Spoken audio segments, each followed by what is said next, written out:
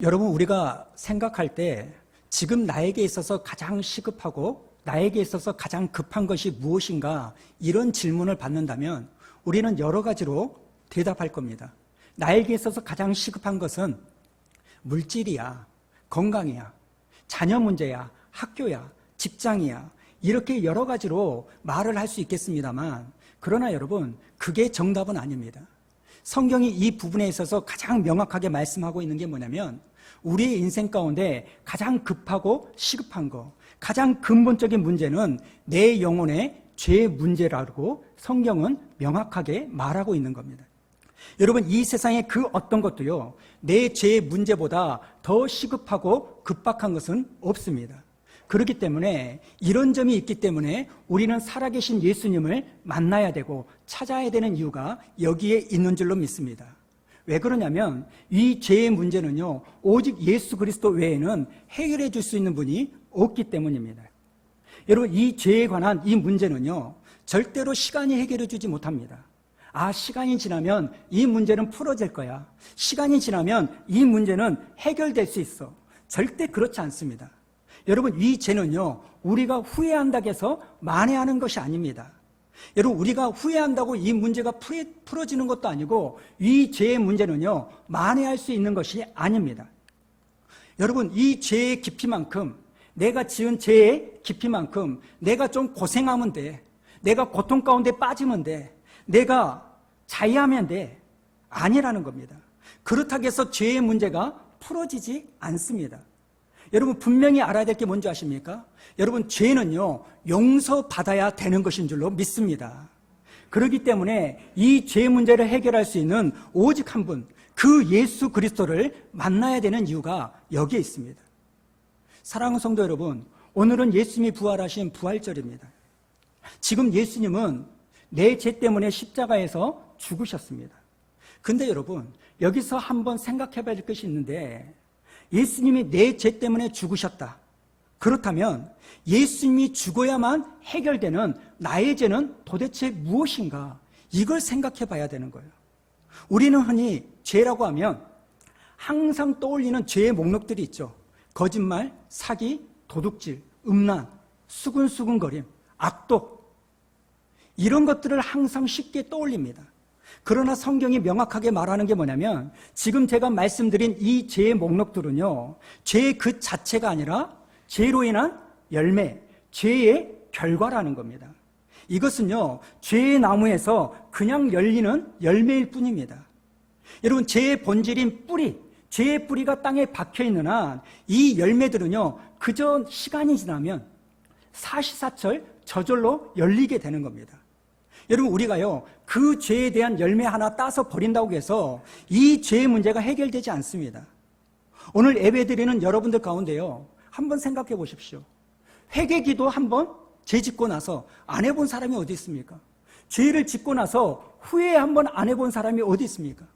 내가 예수 믿는 사람으로서 이렇게 살면 안 되는구나. 회개를 해요. 그리고 며칠 동안에는 잠잠합니다. 근데 문제가 뭡니까? 어느 순간이 지나면 이 죄의 열매가 다시 스물스물 열리는 거예요. 그래가지고 또 이게 열렸네? 그것을 따가지고 버립니다. 그런데 시간이 지나면 이 죄의 열매가 또 스물스물 열리는 거예요. 여러분, 이게 반복되면 우리에게 어떤 생각이 일어납니까? 역시 나는 안 돼. 나는 안 되는구나. 예수 믿어도 소용이 없구나. 이런 좌절감에 우리가 빠진다는 겁니다. 여러분, 우리가요, 죄의 나무에서 죄의 열매를 따서 버린다고 한들 이 죄는요, 결코 해결되지 않습니다. 죄의 본질인 이 뿌리가 땅에 박혀있는 한 시간이 지나면 저절로 열리는 거, 이건 자연스러운 거라는 거예요. 그렇기 때문에 우리가 신앙생활할 때 싸워야 될 대상은 죄의 열매, 죄의 결과가 아니라 죄의 본질이고 죄의 뿌리라는 거예요. 그러면 여러분, 우리가 이 죄의 본질과 싸우기 위해서 필요한 게 뭐냐면 도대체 죄가 뭐냐는 거예요. 음란, 거짓말, 사기, 도둑질, 이것이 죄의 본질이 아니라 죄의 결과요, 열매라면 도대체 죄의 본질은 무엇이고 죄의 뿌리는 무엇이냐는 거예요. 여러분, 성경을 가만히 읽다가 보면 성경이 말하는 어떤 개념과 단어를 설명할 때 구약이 설명하는 방식과 신약이 설명하는 방식이 다릅니다. 일단 구약은요, 절대로 어떤 개념과 어떤 단어를요, 정의하지 않습니다. 구약은요, 어떤 단어와 어떤 개념을요, 어떻게 설명하냐면 이야기를 통하여 설명을 합니다. 여기에 반해서 신약은요, 그 단어와 개념을요, 정의합니다. 딱 떨어지게 말한다는 거예요. 예를 들어서 구약은요, 믿음에 대하여 정의를 내리지 않습니다. 단지 그 어떤 이야기를 통해서 믿음을 설명을 합니다. 예를 들면 아브라함의 이야기를 통하여, 노아의 이야기를 통하여, 다니엘, 모세의 이야기를 통해서 어떤 믿음의 이야기를 하는 거예요. 그러면 그 이야기를 우리가 들으면 우리 머릿속에 믿음은 이런 것이구나, 이런 생각으로 감이 잡히는 거예요. 딱 떨어지지는 않지만 믿음은 이런 것들이구나, 감이 잡히는 거예요. 그런데 신약은요, 믿음을 이야기로 설명하지 않고 딱 떨어지게 정의를 하는 거예요. 예를 들면 히브리서 11장 1절에 뭐라고 말합니까? 믿음은 바라는 것들의 실상이요 보이지 않은 것들의 증거니 라고 이야기가 아닌 어떤 단어를 가지고 정의를 해버린 거예요. 마찬가지로 여러분, 구약에서요, 죄는 정의하지 않습니다. 구약은 죄를요, 어떻게 설명하냐면 이야기를 통하여 설명을 해요. 선악과 이야기를 통하여, 가인과 아벨 사건을 통하여, 노아의 사건을 통하여, 바벨탑 사건을 통하여 우리가 그 이야기를 들으면 맞아 죄는 이런 것이야, 이런 감을 잡아요. 그게 명확하게 뭐라고 말할 수는 없지만, 그런데 신약은요, 이 죄를요, 한 단어와 한 문장으로 딱 정의를 해버립니다. 그래서 여러분, 우리가 성경을 읽을 때 신약만 읽으면 안 되고 구약만 읽으면 안 돼요. 다 균형 있게 읽어야 되는 이유가 여기에 있어요.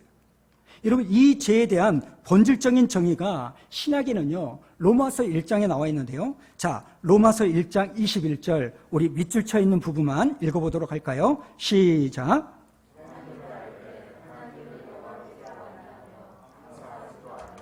여러분, 이게 죄의 본질입니다.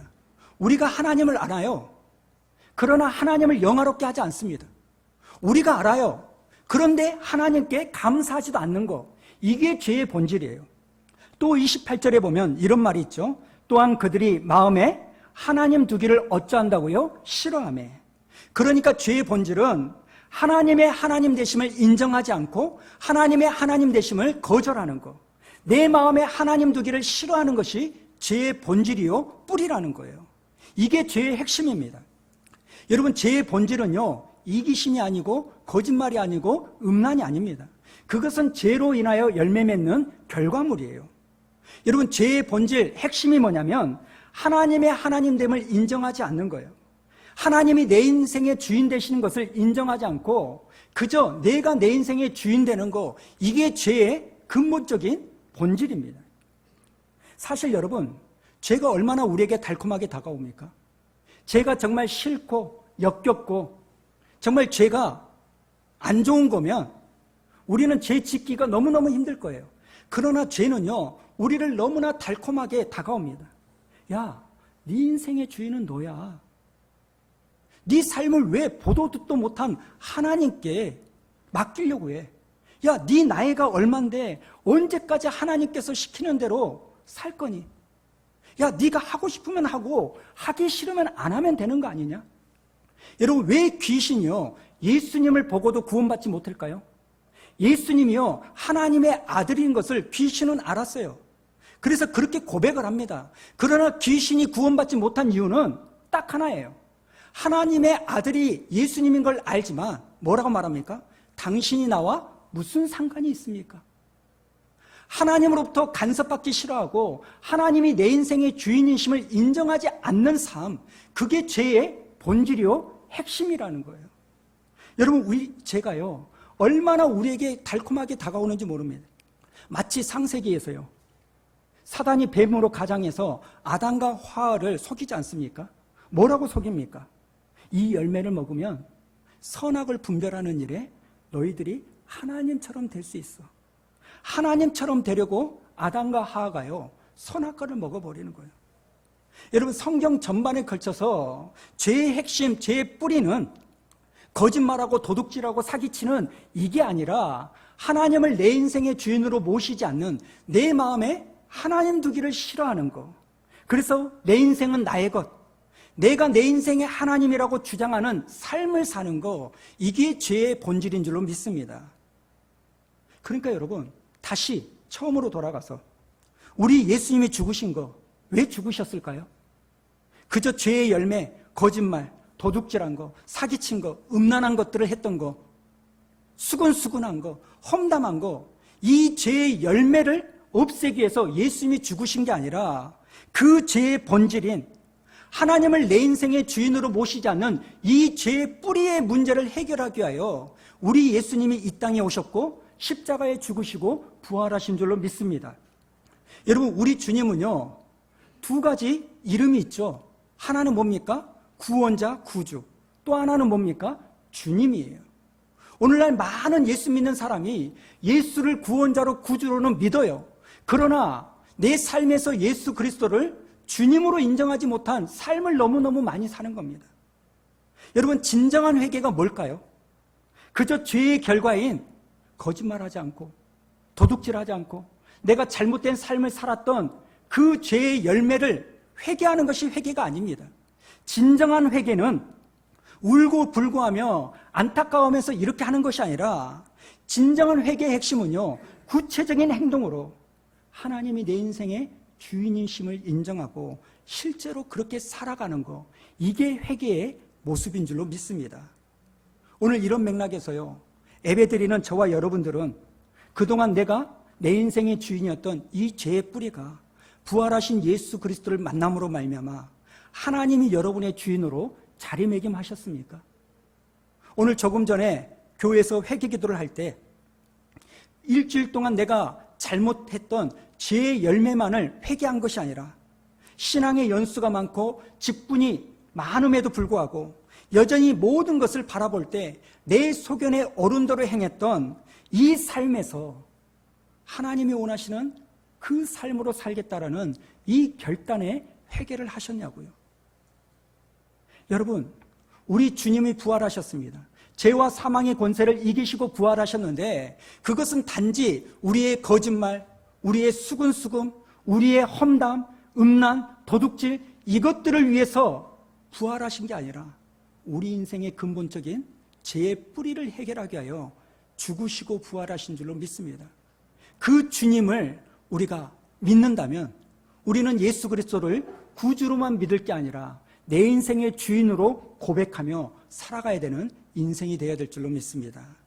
근데 여러분, 우리가 이렇게 구체적으로요, 내 인생의 주인을 내가 아닌 하나님이다 이렇게 바꾸는 것은 사실 내가 하고 싶다고 해서 할 수 있는 게 아닙니다.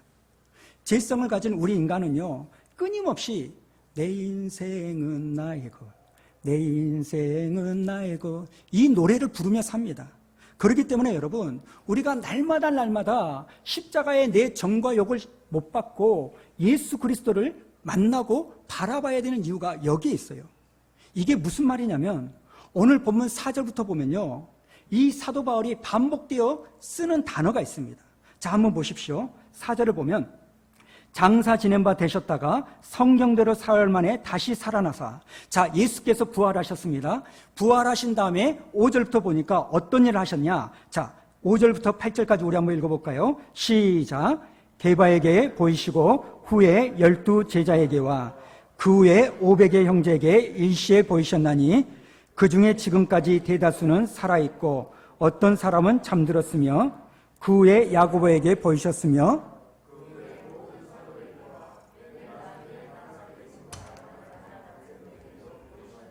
지금 사도 바울이 반복해서 사용하는 단어가 뭡니까? 보이셨고 보이셨고 보이셨고 보이셨느니라. 여러분, 부활하신 주님이 제자들에게 나타나셔서 당신의 몸을 보여주셨다는 거예요. 그런데 문제가 뭡니까?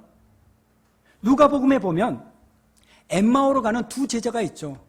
이 두 제자가 누군지는 모릅니다. 그런데 이 두 제자는요, 말씀 전후를 보니까 예수님이 부활하셨다는 소식을 들었어요. 그런데 그 소식을 들었음에도 믿음이 없었습니다. 뭘 보면 아냐면 슬픈 빛을 띠고 걸어갔기 때문이에요.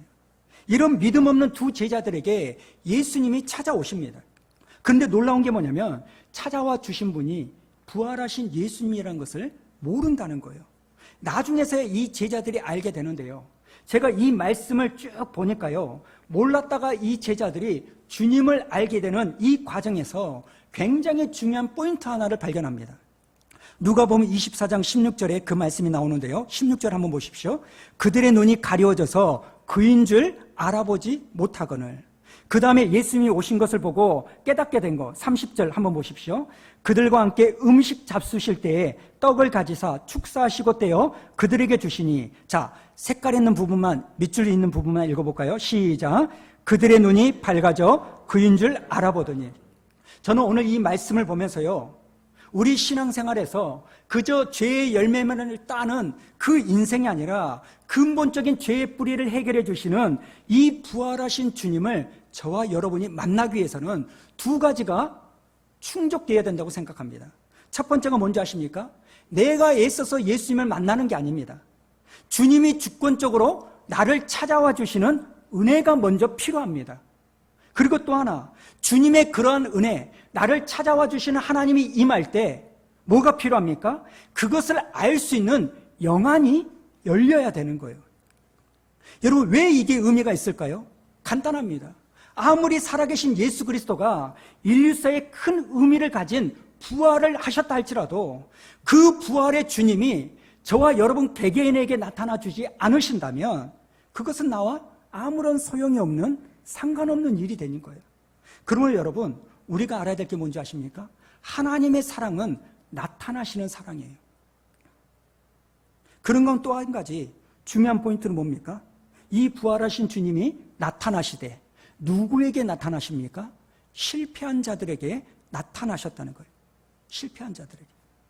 여러분, 이 당시 베드로를 위시한 수많은 제자들은요, 영락없이 실패한 자들의 모습 아닙니까? 요한복음 20장 3절에 보니까요, 이런 말씀이 있습니다. 자, 우리 한번 읽어볼까요? 시작. 시몬 베드로가 나는 물고기 잡으러 가노라 하니 그들이 우리도 함께 가겠다 하고 나가서 배에 올랐으나 그날 밤에 아무것도 잡지 못하더니. 저는 이 말씀 속에서요, 베드로의 삼중적인 실패의 모습을 발견합니다. 첫 번째 실패가 뭡니까? 좌절한 베드로의 모습이에요. 여러분, 조금 전에 그 구절을 다시 한번 보십시오. 시몬 베드로가 나는 물고기 잡으러 가노라. 예수 그리스도가 십자가에 죽으신 이후에 자기의 신앙생활을 포기하고 자포자기해서 옛날로 되돌아가는 이 베드로의 모습을 봅니다. 그리고 또 하나, 두 번째로 발견하는 게 뭐냐면 이 베드로가요, 주변 동료에게 나쁜 영향을 끼치는 베드로의 모습을 보는 거예요. 중반절에 보니까요, 베드로가 이런 이야기를 하니까 다른 사람들이 뭐라고 말합니까? 그들이 우리도 함께 가겠다 하고 나가서 배에 올랐으나. 여러분, 베드로는 의도하지 않았지만 그 베드로의 실망과 좌절감이, 자포자기함이 주변에 있는 모든 사람들을 무너뜨리는 거 아닙니까? 여러분, 주변 사람들이요, 그 절망에 쌓여있는 이 베드로를 보고 다 같이 세상으로 돌아가는 거예요. 그리고 세 번째 베드로의 실패가 뭡니까? 삶의 현장에 되돌아가서도 또 실패하는 베드로예요. 하반절에 이렇게 말합니다. 그날 밤에 아무것도 잡지 못하였어요. 이렇게 베드로가, 제자들이요, 삼중적인 실패의 모습을 가지고 빠져 있는데, 절망 가운데 있는데 은혜가 뭡니까? 그런 제자들에게 부활하신 주님이 나타나셔서 당신의 몸을 보여주셨다는 거예요. 사랑하는 성도 여러분, 이게 얼마나 오늘 우리에게 위로가 되는 말씀입니까?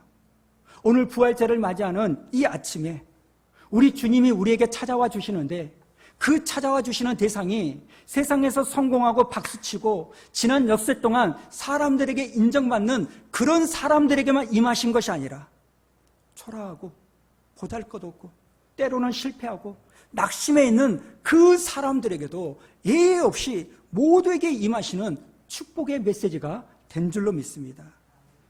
여러분, 오늘 본문의 말씀을 보십시오. 이 제자들의 모습은요, 처음에는 예수님이 부활하셨다라는 그 이야기를 듣고 빈 무덤을 보고도 예수님의 그 부활을 믿지 않았습니다. 몇몇의 여자들이요, 예수님의 시신에 향유를 바르게 하여 무덤에 찾아갔는데 그 무덤의 입구가 열려 있고 시신이 없는 거예요. 너무너무 놀라가지고 이 여자들이 제자들에게 득달같이 달려가가지고 이 사실을 말합니다. 그런데 문제가 뭡니까? 그 소식을 들은 제자들의 반응이요, 묘한 반응을 보이는 거예요. 누가복음 24장 11절에 보니까요, 사도들은 그들의 말이 허탄한 듯이 들려 믿지 아니하였다는 거예요. 여러분 한번 생각해 보십시오. 지난 3년 반 동안 우리 예수님께서요, 제자들과 동고동락하면서 얼마나 많이 당신의 죽음과 부활에 대하여 말씀하셨습니까? 그런데 결정적인 순간에 빈 무덤을 보고도 허탄한 생각이 들어서 예수의 부활을 믿지 않았다는 거예요. 여러분, 이게 죄성을 가진 우리 인간입니다. 여러분, 제가 발견한 깨달음이 뭔지 아십니까? 성경 공부가 부활신앙을 가져다 주지 않습니다. 모태신앙? 어려서부터 주중에는 성경 3장, 주말에는 성경 5장, 이리 와봐, 가정예배 드리게, 이것이 저절로 우리에게 믿음을 가져다 주는 것이 아닙니다. 오직 예수 그리스도를 만나는 경험이 있어야 되는 거예요. 여러분, 나중에 이 제자들이요, 이런 예수의 부활을 믿지 않았지만 어떻게 변합니까? 모든 제자들이요, 복음을 전하러 전 세계에 펼쳐나갔고, 매맞고 핍박받고 감옥에 가고, 심지어는 순교라는 죽음을 당하여도 예수를 부인하지 않고 예수님을 증거하는 거예요. 심지어 베드로는요, 십자가에 매달려 죽기 직전에 이런 이야기를 했다잖아요. 아니, 우리 주님이 십자가에 매달려 죽었는데 어떻게 내가 똑같이 주님과 십자가에 매달려 죽을 수 있냐? 나를 거꾸로 매달아 죽여라. 그래서 베드로는요, 거꾸로 매달려 죽는다는 거예요. 여러분, 어떻게 이게 가능할까요? 목사가요, 호구지책으로 먹고 살기 위해서 자기 신앙이 아닌 것을 전할 수도 있습니다. 저는 그런 일이 있을 수 있다고 생각합니다. 근데 여러분, 이것 때문에 목숨을 거는 일은 없어요. 누가 자기 신앙도 아니고 자기 종교도 아닌데 목숨을 바칩니까? 그러니까 여러분, 그 사이에 빈 무덤을 보고도 믿지 않았던 제자들의 모습과, 그리고 나중에 목숨을 거기에 던졌던 이 사건 사이에 뭔가 무슨 일이 일어나지 않았겠습니까? 무슨 일이 일어났습니까? 오늘 본문에 나오는 말씀처럼 부활하신 주님이 초라하기 그지없는 그 제자들에게, 낙심한 그 제자들에게 찾아와 주시고 만나 주시는 역사가 일어났다는 겁니다. 저는 오늘 부활주의를 맞이하여 오늘 여러분의 심령에 찾아오시는 이 사건이 저와 여러분 가운데 일어나기를 원합니다. 오늘 말씀을 보니까요, 특별히 오늘 고린도전서 15장은 사도 바울이 기록한 성경 아닙니까? 여러분, 이 사도 바울의 이 말씀을 보니까요, 주님을 핍박했던 이 바울이 부활하신 주님을 만나니까 자기의 인생이 바뀌었다는 것을 고백을 합니다. 저는 이 바울의 변화를 보면서 이 바울처럼 우리 인생에 부활의 주님을 만나면 우리에게 찾아오는 2가지 변화를 좀 나누고 말씀을 마치도록 하겠습니다. 첫 번째가 뭔지 아십니까? 부활하신 주님을 만나면 내 안에 있는 죄책감과 열등감이 사라집니다. 자, 오늘 본문 9절 우리 한번 읽어볼까요? 9절 시작.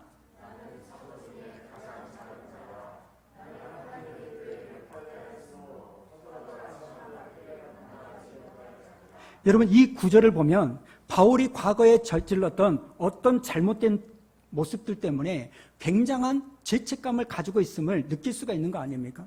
사실 이 사도 바울은요, 교회를 박해하던, 예수를 박해하던 전력이 있어요. 그거에 대한 죄책감이 있을 겁니다. 그리고 이 바울은요, 다른 사도들에 비해서 열등감을 가지고 있어요. 무슨 열등감입니까? 실제로 바울은요, 다른 사도들에 비해서 주님을 실제로 본 적도 없습니다. 다른 제자들은요, 3년 반 동안 예수님과 만나고 예수님이 직접 너는 내 제자가 되라 이렇게 뽑아주셨어요. 그런데 바울의 열등감은 뭡니까? 예수님을 생전에 만나본 적이 없어요. 오히려 예수 믿는 사람을 핍박했던 삶을 살았습니다. 그러나 여러분, 오늘 이 9절만 보면 바울이 굉장히 죄책감과 열등감에 사로잡혀 있는 인생인 것처럼 보이지만 이 9절 다음을 보시면 그게 아니라는 거예요. 자, 10절을 보십시오. 10절 색깔 있는 것만 읽어볼까요? 시작. 그러나 내가 나된 것은 하나님의 은혜로 된 것이니. 여러분, 악센트가요, 앞에 9절에 있는 게 아니라 지금 10절에 있는 거예요. 내가 그런 핍박자요, 박해자요, 예수님을 생전에 보지 못한 인생이었지만 하나님의 은혜로 내가 새롭게 변화가 되었다는 거예요. 여러분, 살아계신 예수 그리스도를 만나면 우리에게 있는 죄책감과 우리에게 있는 열등감은 자연적으로 풀어질 줄로 믿습니다. 사랑하는 성도 여러분, 우리가 예수를 만나야 되는 이유가 여기에 있어요. 좌절되고 낙심되고 실패될지라도 부활하신 주님이 찾아오실 때 그것을 볼 수 있는 영안이 열리면 우리 인생은 이 바울처럼 사울에서 바울로 바뀌어질 줄로 믿습니다. 그런가 하면 또 하나, 여러분, 부활하신 주님을 만나면 예전에 없던 한 가지가 생기는데요. 그게 뭐냐? 헌신하고자 하는 마음이 생긴다는 거예요.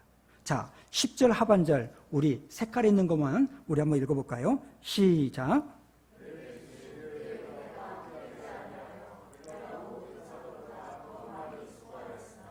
사랑하는 성도 여러분, 사도 바울은 하나님을 만나는 은혜를 경험함으로 말미암아 어떤 사람보다 더 수고하는 이 열정을 가지게 되었다는 겁니다. 여러분, 우리가 은혜를 받으면 부실한 남편을 만나서 이런저런 어려움이 있다 할지라도 그래도 내가 내 남편을 잘 섬겨야 되겠다라는 이 마음이 생기는 게 정상인 줄로 믿습니다. 여러분, 우리가 은혜를 받으면 부활하신 주님을 만나서 내 삶이 바뀌면 연약한 아내를 놓고 내가 어떻게 저 아내를 잘 섬길 수 있을까 고민하는 것이 그리스도인들의 정상적인 모습이라는 거예요. 오늘 말씀을 좀 마무리하겠습니다. 저는요, 요한복음 2장 9절에 나오는 이 말씀을요, 자주자주 떠올립니다. 9절에 보면 이런 말씀이 있죠. 연회장은 물로 된 포도주를 맛보고도 어디서 났는지 알지 못하되 물도온 하인은 알더라. 사랑하는 성도 여러분, 예수 믿는 저와 여러분은요, 물이 포도주로 바뀐 이것을 마시면서 포도주 맛 너무너무 좋다, 너무너무 좋은 것을 내놓네, 이것을 맛보면서 즐기다가 끝내는 인생이 아닙니다. 예수 믿는 저와 여러분은요, 우리가 변화를 받아 물이 포도주로 바뀌어지는 그 주님의 사역에 동참하는 물도온 하인이 우리의 역할인 줄로 믿습니다. 여러분, 우리의 시각을 바꿔야 됩니다. 여러분, 우리는요, 물이 변하여 포도주가 된 그 사건을 보고 포도주를 맛보고 예수를 기억하지 못하는 인생이 아니라 그 변화의 사건에 쓰임받는 하인과 같은 인생이 될 때 우리 안에 바울과 같은 그 기쁨과 은혜를 누릴 줄로 믿습니다.